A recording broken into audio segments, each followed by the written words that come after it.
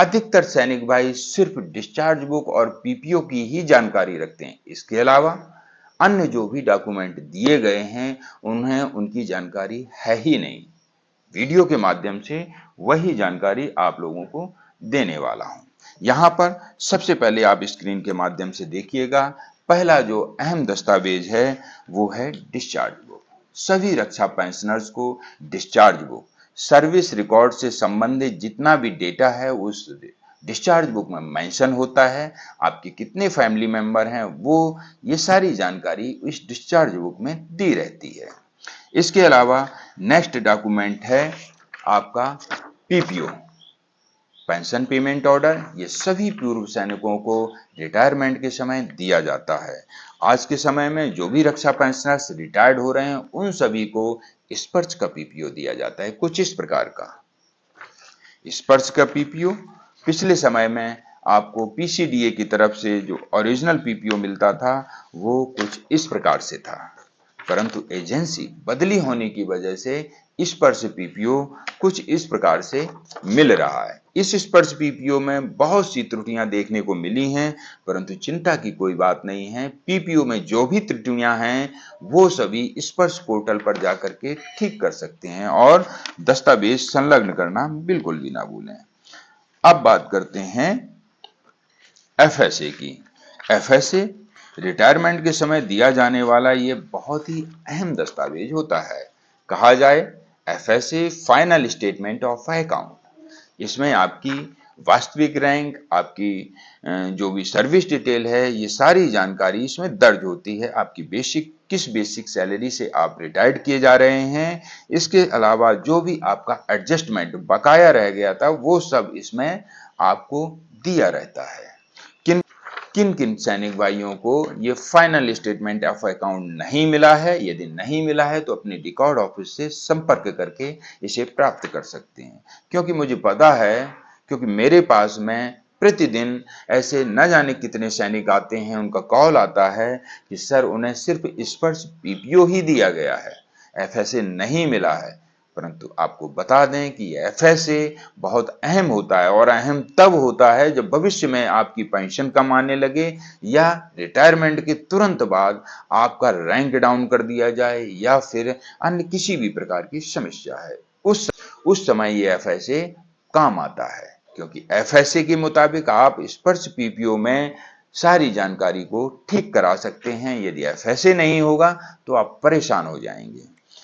FSA के मामले में बहुत से सैनिक भाइयों का देखने में आया है कि स्पर्श पीपीओ और एफएसए में वेरिएशन देखने को मिल रहा है, खास करके पे लेवल और रैंक में।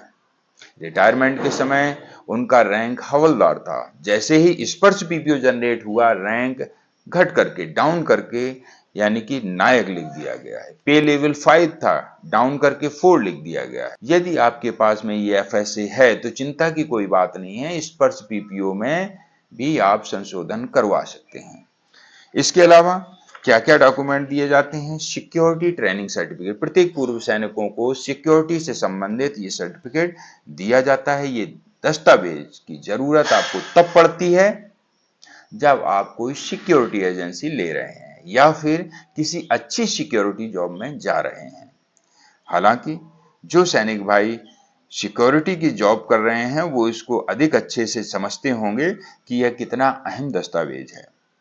इसमें लिखा रहता है this is to certificate that army number, rank, name, etc इत्यादि, ये सारी जानकारी लिखी रहती है। कितने साल का आपको अनुभव है वो सारा इसमें लिखा रहता है। जैसे कि handling of small arms, weapon, automatic, rifle, carbine, light machine gun, जो भी आपने वेपन यूज किए हैं वो इसमें लिखा रहता है।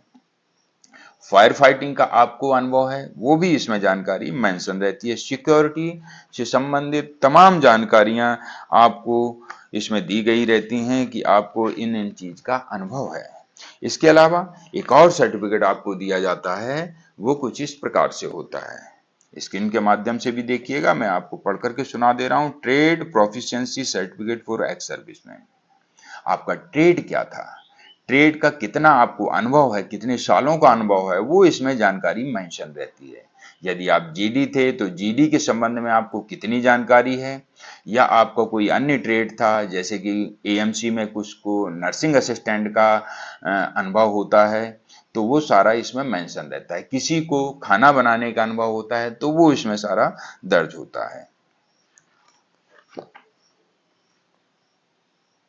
ये जो ट्रेड एफिशिएंसी सर्टिफिकेट की जरूरत आपको तब बहुत ज्यादा पड़ती है रिटायरमेंट के बाद, यदि आप किसी सरकारी जॉब में जाते हैं उस समय यदि ये सर्टिफिकेट लगा देते हैं और जिस फील्ड से आप आए हैं उसी फील्ड के लिए आप नौकरी की तलाश कर रहे हैं, उस समय ये आपको निश्चित तौर पर काम आएगा। इसके अलावा एक और जारी किया जाता है ये कैरेक्टर सर्टिफिकेट। ये कैरेक्टर सर्टिफिकेट आपके बटालियन कमांडर के द्वारा जो लिख के दिया जाता है रिकॉर्ड ऑफिस के द्वारा, वही सर्टिफिकेट आपको बना करके दिया जाता है। आर्मी नंबर, रैंक, नेम, आप कब से कब तक सर्विस किया है और आपका जो कैरेक्टर रहा है आपकी बटालियन में वो कैसा रहा है। यहाँ पर कुछ सैनिक भाइयों की कैरेक्टर सर्टिफिकेट में गुड देखने को मिलता है, किसी के में एक्सीलेंट देखने को मिलता है, किसी के में एग्जाम्पलरी देखने को मिलता है। एग्जाम्पलरी यानी कि बहुत अच्छा।